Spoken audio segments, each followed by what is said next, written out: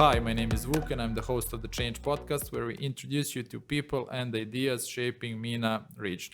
Our guest today is an award-winning innovation strategist and exponential transformation leader with over 20 years of achievements within public and private sector. He is the CEO and founder of INTI Hub, a global innovation and exponential transformation advisory. He is the creator of 10X Academy, an immersive and experiential program to teach people how to become future-proof innovators, entrepreneurs, and entrepreneurs. He is the CEO and co-founder of Golfware, a Dubai-based technology company. He is the lecturer. He is the keynote speaker, startup mentor, and angel investor. Without further ado, I would like to welcome Mr. Novel Tjahyadi to this episode of the Change podcast. Hi, Thank Novel. you. Hi, Vuk. How are you doing? Good. Thank you for having me here. Thanks for coming. How are you? I'm doing well, considering what we are having these days, right, with the COVID-19 pandemic. No, absolutely. Yeah. Are you guys back in the office or are you working from home? Yeah, we're pretty much back in the office. We've been back in the office for quite some time. Yeah. Did you start seeing your clients in the office as well, or? Yeah, actually a couple of times. So everyone started going back to the office. I guess so. slowly but surely. So we all we've been through this now. I think when they said there will be some lockdowns, we said, okay, we can survive 2-3 weeks, maybe a month. Nobody expected 5 months. Exactly. No one could have anticipated. What are some of the biggest takeaways from this whole lockdown period for you personally? What were your biggest lessons that you learned in the forced lockdown? Personally, yeah, I think this lockdown really forces me, maybe for some other people as well, including yourself. Yeah, it really forces us to be more creative. Definitely. Right. So you are either in your daily life or professional life, you keep thinking on new opportunities to grow as a person and grow as a professional. And since also you and I, we are running a business, so we keep thinking, okay, what kind of opportunity that I can tap into? Yeah. Because believe it or not, this COVID-19 pandemic has changed the world dramatically. Yeah, it has shifted the customer needs by minutes, shifted the nature of some business, and really, we have to adapt. Yeah. What did you focus on? What was some areas of your focus?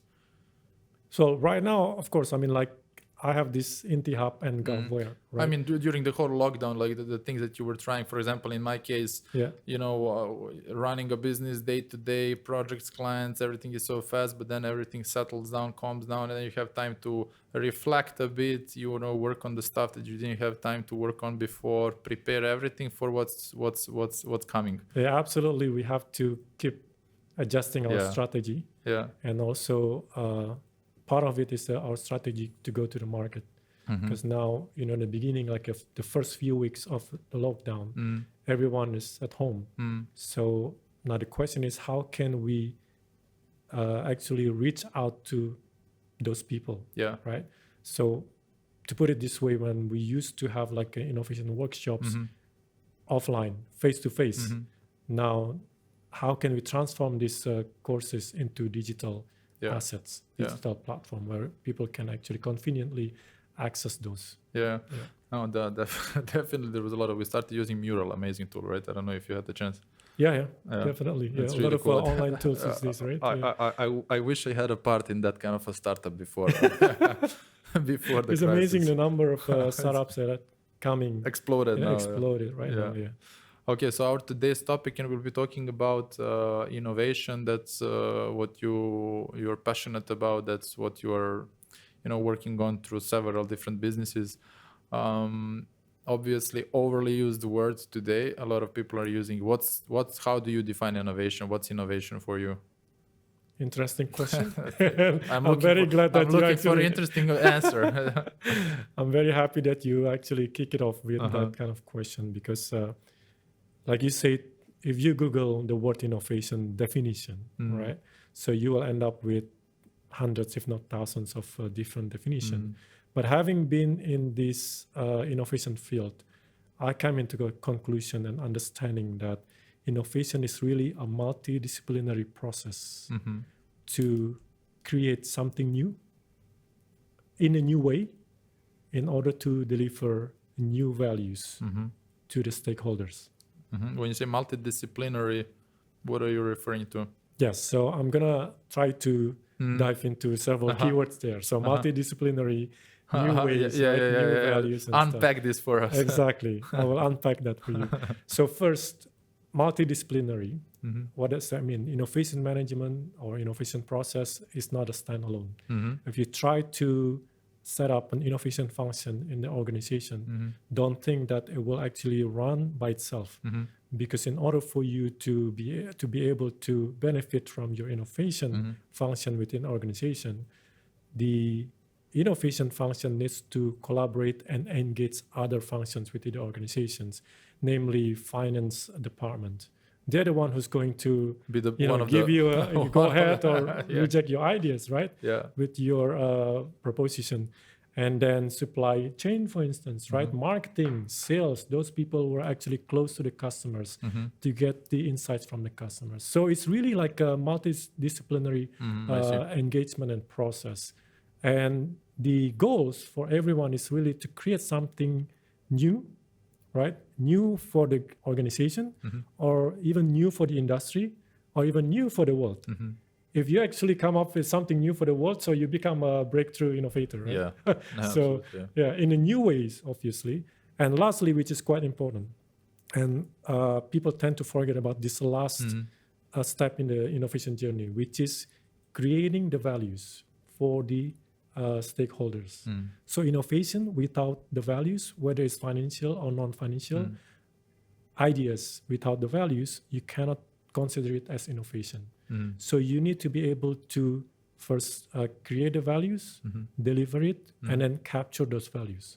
So as an organization, you'll be able to measure what will be my return on investment on my innovation projects. So in one word, to be able to measure the innovation, right? To measure the success of the innovation based on the values and the results that you're achieving, right? It could be financial or non-financial, right? So the obviously. usual thing like revenues or profits, right? Or market share. Or we can also measure it from the non-tangible perspective, like customer satisfaction, for instance, right? So Okay. What would you say?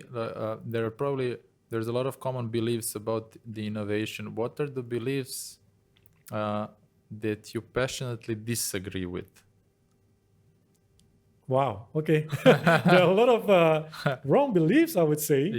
Yes, which like you said, which probably I tend to disagree. I think it's not that I disagree. It's just that we need to educate people more on the misconception about innovation. A lot of people think that innovation is like a one-day event, number one. So no, innovation is not a one-day event where you can have like a one-day hackathon or one-day innovation workshop, and then that's it, you become innovative. Innovation is a journey. It's a program that might take years and years before you can actually realize the return on your investment, or you can actually realize the values from that. It's really a journey, and you need to have the stamina as an organization. Patience, persistence. Persistence, like you said. That's one thing that, if you say it, I always tell people, no, innovation is not a one-time event. It's not, innovation is not ideas, and innovation is not technology. And also one thing that we need to be aware of when we talk about innovation, it's not about technology. To me, in technology or emerging technologies, whatever you call them, they are only enablers, because you can always innovate things not related to technologies, like your process. You can innovate your process. You can innovate your business models. You can innovate your branding, your customer engagement. All these things, right? But then the emerging technologies will come to help you expedite the delivery of this or the implementation of these ideas. No, absolutely. I agree 100%. What are some of the things that you would say when it comes to innovation that people should stop doing? should stop doing. Yeah. They have to stop. Like I said, they have to, maybe not like, let me rephrase this one, okay? Sure. So maybe the right approach is not to look at innovation as like a short-term program. Yeah. It's got to be like a long-term, it's got to be a journey. Yeah. So the mindset, they have to change the mindset. So stop dropping those innovation theaters, right? Absolutely. I agree with you. So stop doing this kind of one-day publicity and stuff, right? On the opposite side, on the opposite, what are the things that they should start doing? Okay. First, that's easier. Yeah, definitely, they have to put together the right innovation framework in place. It starts with the buy-in from the organization, the buy-in from the leaders, right? And they need to invest on cultivating and nurturing the innovation culture within the organization. Yeah. And they need to also develop the innovation capability. Yeah. Train their people with the innovation techniques and skills. You cannot just ask your employees, okay, guys, let's have the brainstorm. For 1 hour, come up with the ideas. Think outside the box. Yeah. Okay, I'm thinking. Yeah, exactly. Let me think. Okay, Thank you for reminding me. And where's the box, by the way? Yeah. So it requires certain key components, and plus also you need to be willing to set aside some innovation funds for you to invest on brilliant ideas within your organization. Yeah, I heard about those concepts from there's a lot of companies around the world who were setting up aside a fund for supporting good ideas that are kind of sourced from within the organization, and then say you get 1 day a week to work on your idea, you get some budget and so on. Yeah. Which one of these did you notice like are showing results? Well, obviously, the idea, this is part of the building the culture. The culture, yeah. Right? So, yes, I mean, if you're new in the innovation as an organization, and you try to be organizations like 3M or Google. 3M was actually the one who introduced this concept of 20% innovation time for the employees, right? So that means like 1 day per week for you to work on the innovation projects, right? But before you're doing that, you need to make sure that you equip your employees with the right skills so that they can actually effectively use this 20% of innovation time for your benefits, right?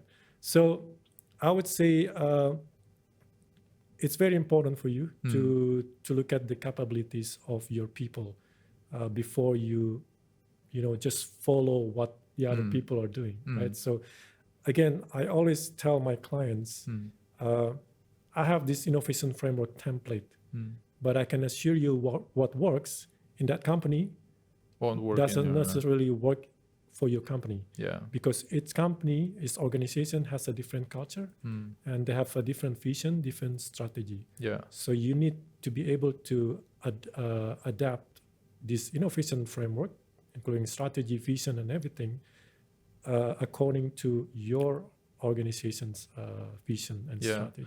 But I agree with you when you say your staff, your team needs to be equipped with certain capabilities to actually, leverage the time that you have to innovate. Where is that? Who equips them? Where is that coming from? Is that HR or is that leadership or their like line manager? Who should be the one equipping them with it? That's a very good question, by the way, because people tend to disengage this capability building of innovation skills with the rest of the learning and development program within the organization. So that should be a part of learning and development program. Absolutely. This is why innovation, as I said, is multidisciplinary approach. You need to engage HR also, especially the learning and development, because it should be part of your organization's learning and development program. in order for you to train your people. It should be part of your performance review. It should be part of your succession planning. So if you want people to be innovative in your organizations, then you need to invest on their training and development. So given the crisis and I'm afraid that this whole COVID-19 crisis is also going to become a buzzword, you know. I hope not for long. I noticed that I'm talking about it a lot, but it accelerated the transformation a lot. Probably accelerated us a couple of years when it comes to adoption of certain technologies and so on. That's true. What did you notice when it comes to innovation? What was the impact of this like previous couple of months, 5 months? A lot of things actually. Yeah. A lot of things. First, like you said, the adoption of digital transformation. You've never seen, the speed like we are experiencing right now. What people think, what used to be taking weeks, if not months, right, to adopt, let's say like video conferencing, for instance, right? Yeah. Now, the next day or within hours, okay, you have to adopt, all these video conferencing. You don't have a choice. Tools. You don't have any choice, right? So that's actually come as a blessing for startups who are, but not in for. this area. When I saw a couple of these funny videos of, for example, government back in my country that is completely not used to any kind of video conferencing. So they're all confused. They don't know if the camera is on or not. They're eating in front of the camera. So that's true. That's true. It was funny to watch them adopt. Yeah, and another thing that I've noticed, at least what I've noticed around me, and including myself also, in the past few months, we've seen a lot more collaborations between organizations. So either it's startups or small, medium, large, the collaborations to actually come up with new ideas, new services, new products and stuff like that. So, and one thing that I'm very intrigued to learn more,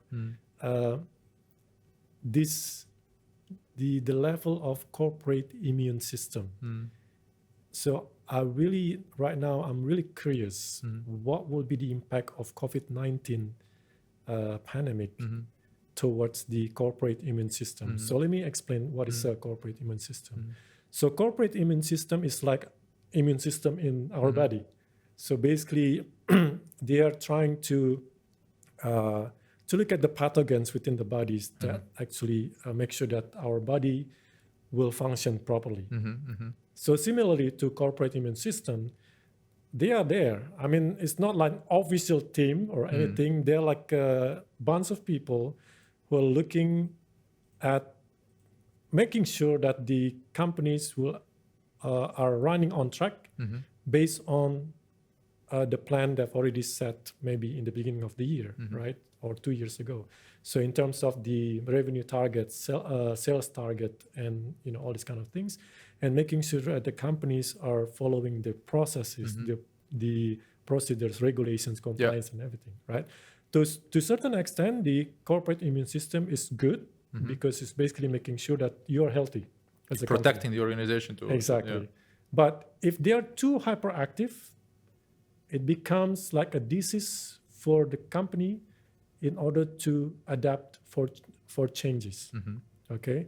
Because most of the time, the corporate immune system, because they are in the comfort zone, they tend to avoid anything that will challenge the status quo within the organization. So if you are you're an innovator, you come up with brilliant ideas, and you think it will bring like, a lot of revenues for the companies, and you present it to the corporate immune system, and most of the time they would say, no, we are okay with our current products, with our current market share, with our customers and stuff. So why do we need to change, right? So right now, there's not really, a research that's been done. What will be the impact of COVID-19 towards the corporate immune system? But I'm really hoping with this pandemic, it will actually open up this corporate immune system a little bit for them to be more receptive to change, right? Because these days, these days, if you as a company, if you don't adapt, right, and then sooner or later you will die. Yeah. Not because of the COVID-19 that will kill your organization, but most likely because of the changes, the ever-changing customer needs, right? The changes of the landscape on the business in terms of competition and all these kind of things, right? So you need to be able to look at it and adapt.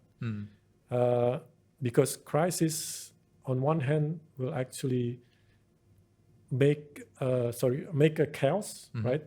Create a chaos, but at the same time, it can actually create opportunities. Yeah, absolutely. Yeah. Right? But how do you fight? Okay, so I understand the concept of immune system, and it's, as you said, it's not a body, it's the organization itself, it's the way how it's structured as a certain immune system. For every department, every role, they're structured in a way that it's not acceptive of new, radically different things, because that can potentially endanger them and not allow them to deliver on their goals, etc., etc. Yeah. And it's in place for a reason, to protect this huge, organization to operate and to continue bringing in revenue, etc., etc.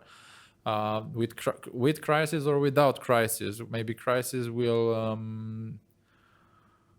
improve the chances of someone getting through the system, but it's not going to remove it. But what's your take on the strategic approach to fighting that immune system? How do you fight it, with or without crisis?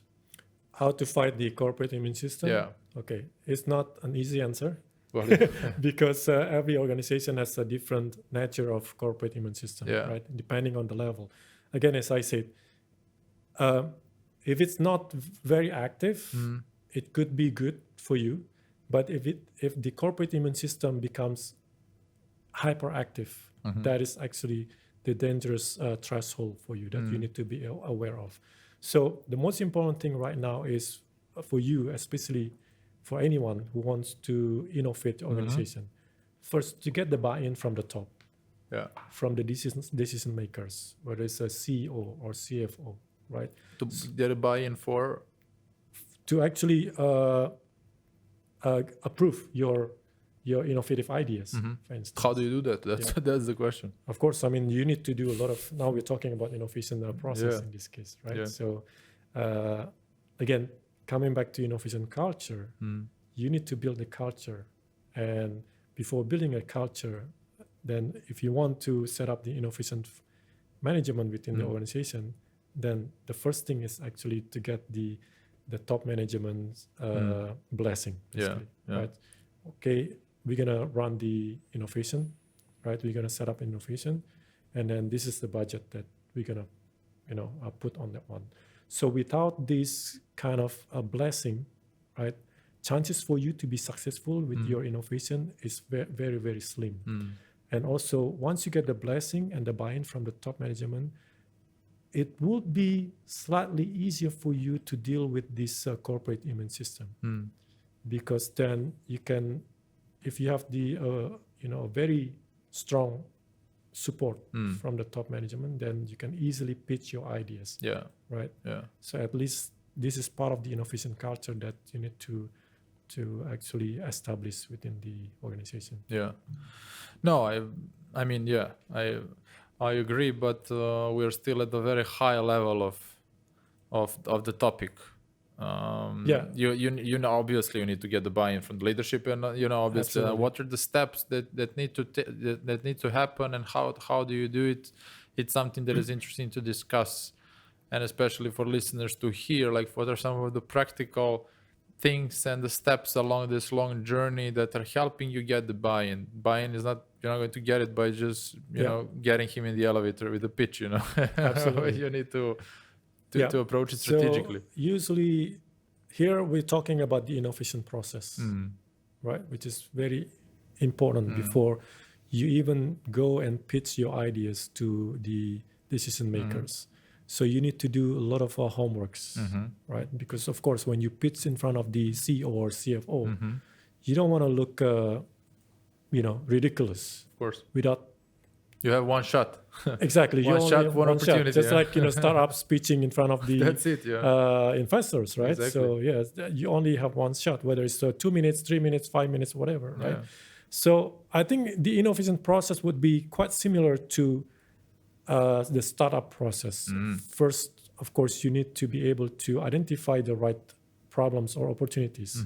And how to do it is by getting to know your markets and customers better, right? And empathizing with them, understanding them. Okay, what is required by my customers, and also do a lot of market research in terms of the trends in your industry and the new technologies, right? So based on this, and then you come up with ideation, right? A lot of ideas that you brainstorm with your team and stuff, and then you select several ideas, or maybe you end up with one idea. Yeah, that's what they say. Like the easiest part is to come up with ideas, right? Yeah, but I always say you cannot come up with an idea or with some ideas without defining the right problem.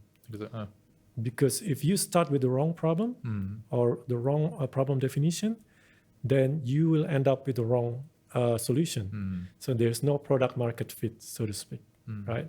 So again, what I'm saying in here is really an iterative process.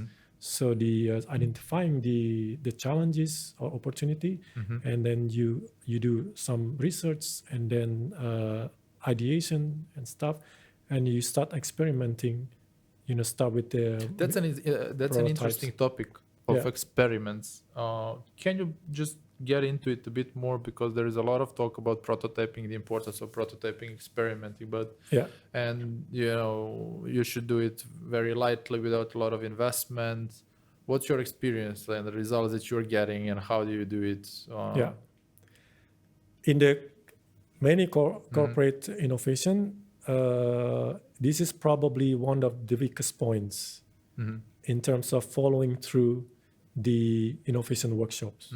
So usually people are doing innovation workshops for the sake of, coming up with ideas.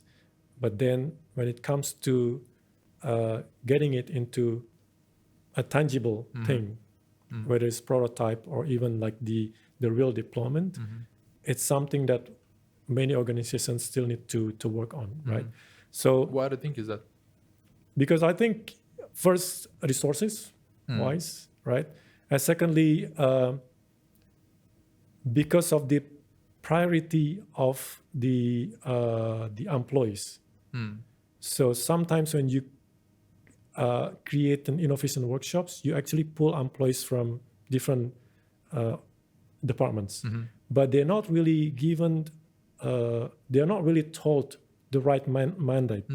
So they just said, okay, come for 2 or 3 days for innovation workshop. They just showed up there without really knowing. And then come up with the innovative ideas.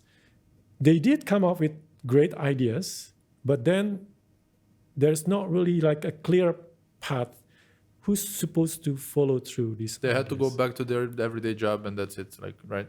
Rightly said, right? And then if they have the desire to work on those ideas, then are they given the right blessing from their line managers? So the line managers might come to them, why are you spending time on that ideas, right? So you're supposed to do your jobs, for instance. You're right? not delivering on your KPIs. So there are a number of reasons, and also maybe funding also. They're not really budgeting anything for the prototypes and stuff. So in terms of experimenting, you can start with the low fidelity prototype, for instance, right?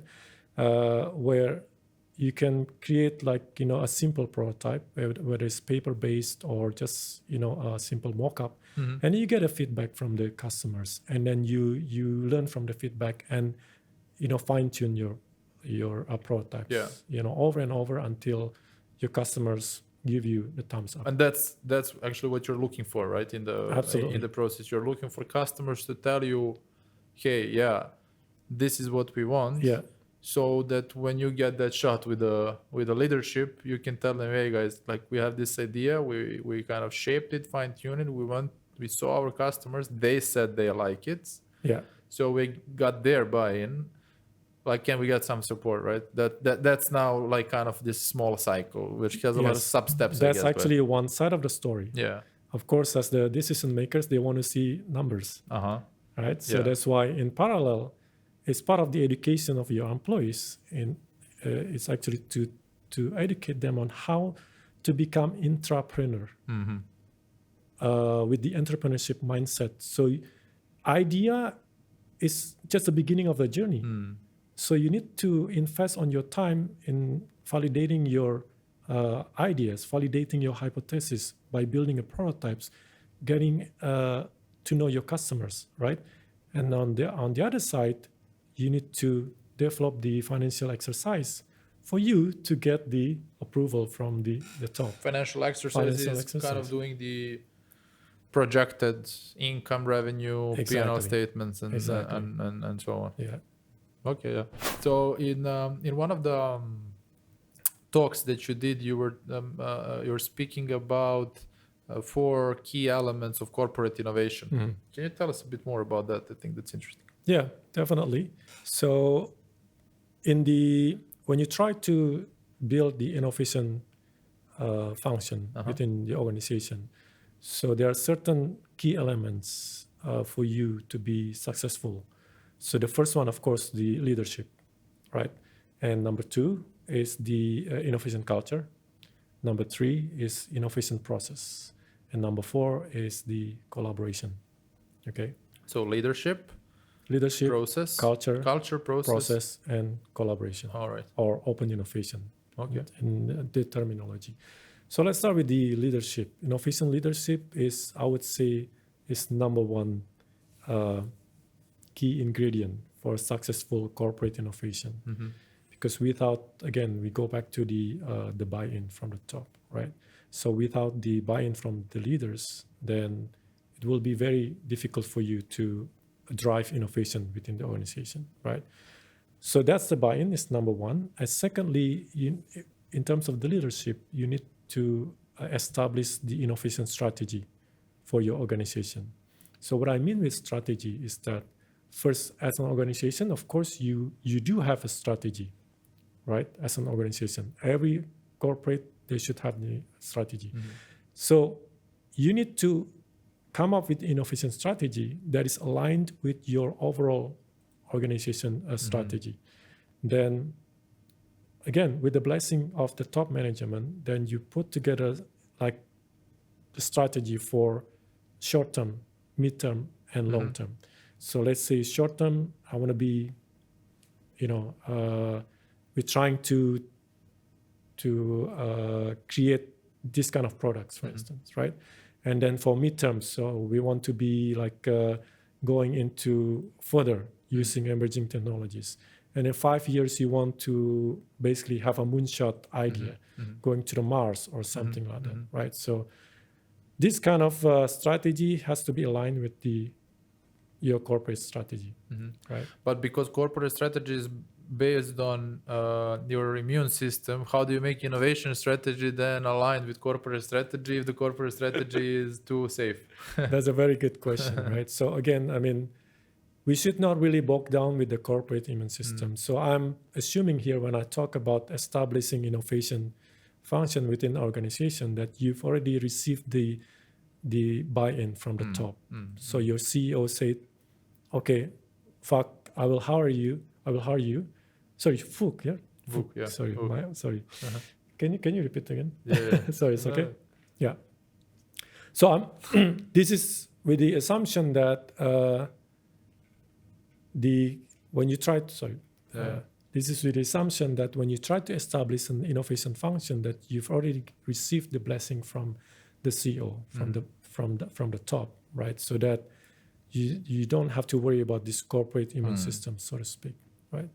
So again, the one leadership is very important, right? Establishing the strategy, the purpose why you want to innovate. Sometimes people don't have the purpose why they want to innovate as the organization, because why innovation is important for organizations, because for a number of reasons. Yeah. First, you create values for the stakeholders. So for your shareholders, for your employees, right? For your suppliers. And you look at innovative companies like Google. So people wants to be employed by Google, for instance. If you have like a $1 million, you want to invest on Google or some other company, right? So most likely you want to invest on the innovative company because you see the vision of this company. You see that they actually keep looking for new products and services that can eventually give values to your investment. Right? So that's very important. So that's what I mean with the leadership, right? So you as a part of not sure which one of all your businesses that you're involved in, but you design a 10x Academy and 10x program. What is 10x program? How does it fit in this whole now? We made an introduction, like what is now 10x innovation? Okay, thanks for asking that. Back in early 2017, Sheikh Mohammed, the ruler of Dubai, he actually coined a new initiative called 10x Dubai, which encouraged the Dubai government entities to become 10x, which means 10 times better, 10 times more productive, 10 times more efficient, 10 times more revenues, and so on, right? So then I created this 10x Innovation Academy program in order for us to teach the people on how to bring that 10x Dubai into reality. Okay, interesting. Because usually when you get initiative from the top, they wouldn't tell you how to do it, right? So with this just 10x, tell them, make it happen. Exactly. So this 10x Innovation Academy is, I would say, it's part of the capability building. Initially, we're aiming for the government employees. So within this 10x Innovation Academy, it's a 10-week experiential and immersive journey to teach the people on different innovation techniques plus emerging technologies. So with these two the combination of these two, innovation techniques and emerging technologies, at the end of this 10-week, they will have to come up with 10x innovative ideas. Using the methods plus the technologies. Exactly. So the idea of this 10x is really, instead of looking at the linear innovation or linear growth, so we're looking at the exponential growth. And you can only do that by adopting the emerging technologies like artificial intelligence. And now here we're talking about the technologies that can actually propel your ideas to become exponential, right? So artificial intelligence, blockchain, drone, 3D printing, augmented reality, virtual reality, and all these kind of things, right? So throughout this 10-week program, they will work in teams, and each team will be assigned mentors who are coming from the industry experts. So in a sense that we also creating an ecosystem to support these innovators to kind of like create these 10x innovative ideas. And bear in mind, these people are actually coming not only from government entities, but also from private sectors and universities. So there's a good mix of people in the teams with the different minds, and they work in one project. They work with different projects, one project per team. Right? What did you notice? Like, obviously, designing a program. What are some of the deal breakers or game-changing things that are influencing the success of that kind of a program? What do you want to pay attention to so that you can actually deliver after 10 weeks, a kind of tangible output out of it and really make an impact on the team that you were kind of coaching? Great question. 10 weeks, it's quite a long time for the people to lose interest. So we work really hard to keep the momentum going from the first session all the way until the pitching day. And by the way, we only meet with these people before COVID-19. I'm talking about the face-to-face session. So we only meet with these people once a week, usually every Thursday for about 5 hours, where we teach them about the techniques and the emerging technologies. And then in between the weeks, they have to work in the teams on certain assignment that will eventually build up towards the pitching day. So the commitment is one thing that we notice, and in order for us commitment from the side, from the team, from primarily from the participants, for the participants, because this 10 weeks is pretty long. 10 weeks is a long period. So our job is really to keep the momentum going. How do you keep do that? motivating how do you get them like encouraged and motivated?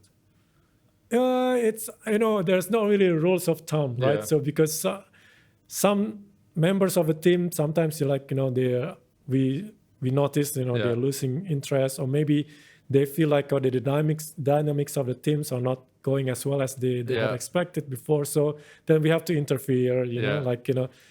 The key is really to be more sensible in what is happening with the teams, and also with the help of the mentors, we try to keep them. And also, one thing, people sometimes are getting motivated by having a little bit of competition. Of course, yeah. Right. So do you split them in teams, or? Yeah, we split them in teams. So usually, in the past, we have like 5 to 8 teams in one cohort.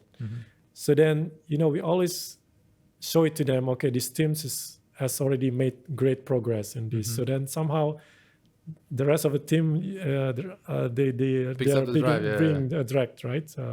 To show their best, to do their best. So that helps a little bit. Yeah. Interesting. Hey, I think this was all great. I just have one last question for you, and then we can put an end to this nice discussion. And my last question is, like, what would be top 3 advices that you would give to corporate executives for kicking off the innovation journey? Hire me. No, I'm just kidding. No. Number one, and I mentioned that a number of times before, the leadership commitment towards innovation. Because leadership commitment will actually eventually bring about the right strategy, the right vision, and the right investment. I'm talking about budget, right? And the right resources for the organization. And number 2, creating the innovation culture. Right? Innovation culture, I would say, it's very challenging. It's probably the most challenging part for organization to create a culture, because it takes a while. It takes a lot of effort and investment and commitment to create this kind of culture. So when I say culture, it's really, it goes beyond just giving you like 20% of innovation time, right? But at the same time also, it's a culture of openness, giving feedback, a culture of celebrating failures, the culture of rewarding people for innovative ideas, right? So a culture of learning, capability building, like I said earlier, right? So it takes a lot of commitment and efforts. And number 3 is innovation fund, right? So without all these things that you've done, without innovation fund, it's not going to go anywhere, right? Yeah, because whatever ideas that you come up with, it requires some resources. Awesome. Right. So in terms of money as well as the manpower and tools. Yeah. Cool. Novel, thanks very much for coming. My pleasure. I learned a lot. I hope that you guys learned as well. Please make sure that leave comments below the video. You can follow us on YouTube, LinkedIn, Instagram, Facebook, on our website. Novella and I are here to answer all of your questions. Thank you one more time. Thank you for staying with us until the very end. Please like and subscribe. It's going to mean a lot for us, and we'll see you in the next episode next Monday. Thank you, everyone. Take care. Thank you.